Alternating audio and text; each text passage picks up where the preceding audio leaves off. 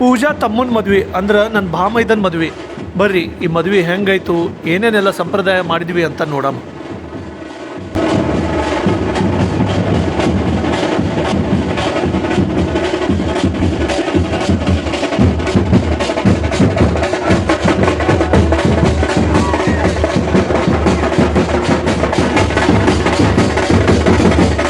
ಇದೇನಪ್ಪ ಡೈರೆಕ್ಟಾಗಿ ಮಗುದು ಕುದುರೆ ಮೇಲಿನ ಮೆರವಣಿಗೆಗೆ ಕರ್ಕೊಂಡು ಹೋದ ಅಂತ ಅನ್ಕೋಬೇಡ್ರಿ. ಬರ್ರಿ ಸ್ವಲ್ಪ ಹಾಗೆ ರಿವರ್ಸ್ ಹೋಗಮ್ಮ. ಮದುವೆದು 4 ದಿನ ಮೊದಲ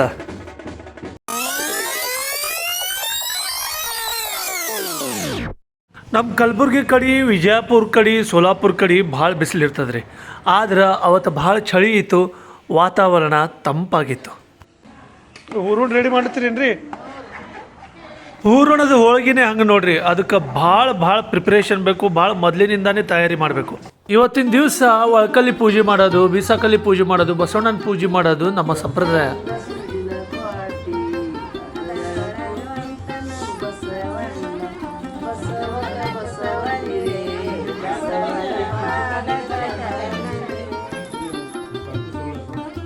ಅವತ್ತು ಪೂಜಾ ಅವ್ರ ಮನ್ಯಾಗ ಹಬ್ಬದ ವಾತಾವರಣ ಆಗಿತ್ತು ರೀ. ಮೊದಲಿಗೆ ಶಾವ್ಗಿ ಮಣಿ ಪೂಜೆ ಮಾಡಿದ್ರು.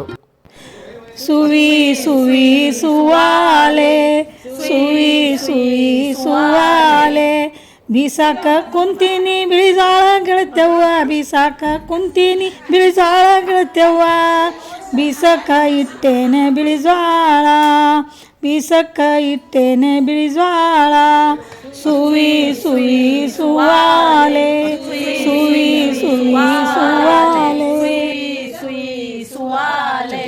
ಮದುಮಕ್ಕಳದು ಬಟ್ಟಿ ಪೂಜಾ ಮತ್ತು ಲಗ್ನ ಪತ್ರಿಕೆ ಪೂಜಾ ಮಾಡಿದ್ರು ರೀ.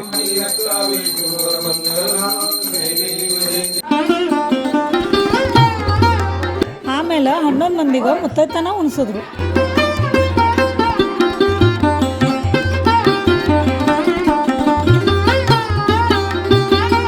ಅವತ್ತಿನ ದಿನನೇ ಮದ್ವಿದು ಎಲ್ಲರಿಗೂ ಬಳಿ ಉಡಿಸಿದ್ರು.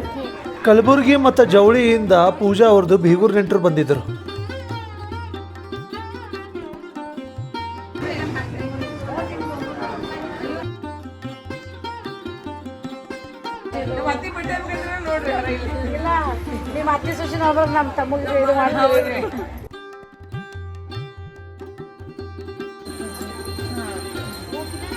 ಆಮೇಲೆ ಎಲ್ಲರೂ ಕಲಿತು ಬೊಂಬಾಟ ಭೋಜನ ಅಂದ್ರೆ ಹೋಳಿಗೆ ಊಟ ಮಾಡಿದ್ರು.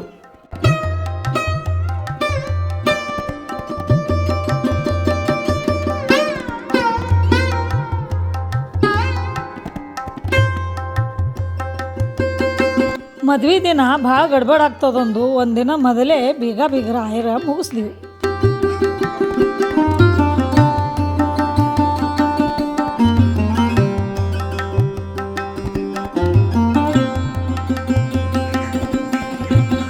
ಮುಂದಿನ ಭಾಗದಾಗ ಅಂದ್ರೆ ಪಾರ್ಟ್ 3ನ್ಯಾಗ ನಮ್ಮ ಪೂಜಾ ತಮ್ಮಂದು ಅಂದ್ರೆ ನನ್ನ ಭಾಮೈದನ ಮದ್ವೆ ಹೆಂಗಾಯ್ತು, ಏನೇನೆಲ್ಲ ಸಂಪ್ರದಾಯ ಮಾಡಿದ್ವಿ ಅಂತ ತೋರಿಸ್ತೀನಿ ರೀ. ಪಾರ್ಟ್ 3 ನೋಡಕ್ಕೆ ಮರಿಬೇಡ್ರಿ.